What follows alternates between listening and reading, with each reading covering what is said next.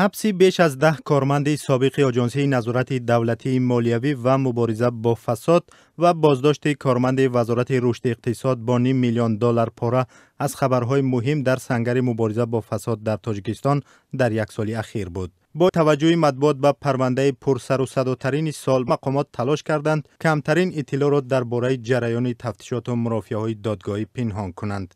در نهایت دادگاه بیش از 10 کارمند سابق آژانسی نظارت دولتی مالیوی و مبارزه با فساد را به مهلت‌های از 7 تا 15 سال زندانی کرد. به فرق از آنها روند بازداشت اسکر نورعلی زاده کارمند وزارت رشد اقتصاد به تفصیل شرح داده شد.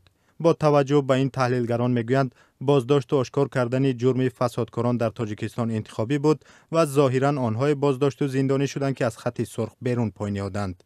علیشیر ظریفی خبرنگار تاجیک این حادثه ها را پیگیری کرده است. در یک صحبت کتبی بر رادیو آزادی گفت برخورد این مقامات به پرونده های پرسر و صدا عجیب بود.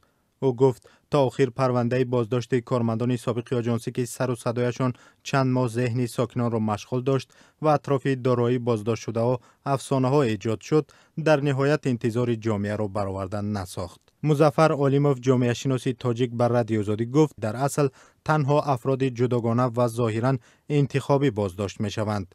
این عامل به گفته علیموف جدیت مبارزه با فساد را زیر سوال می برد. ولی به این اندیشه که مقامات در مبارزه با فساد خاطربینی میکنند، مقامات آژانسی مبارزه با فساد راضی نیستند. نگارم مقیمی، یک مسئول آژانسی نظارت دولتی مالیوی و مبارزه با فساد بر رادیو آزادی گفت کارمندان این نهاد تمام تلاش را به خرج میدهند تا از فسادکاری در جامعه جلوگیری کنند. او گفت بازداشت فسادکار کاری آسان نیست. شخص فسادکار باید در جای حادثه و از روی فکت و دلیل بازداشت شود و خود فسادکار هم همیشه تلاش میکنند که بازداشت نشوند. علی اکبر عبداللهیف عضو ائتلاف جامعه شهروندی مبارزه با فساد بر رادیو آزادی گفت بازداشت چند کارمند آژانسی ضد فساد و چند مقام بلندپایه نشان داد که این نهاد دسترسی به نهنگ‌های دریای فساد را نیز دارد.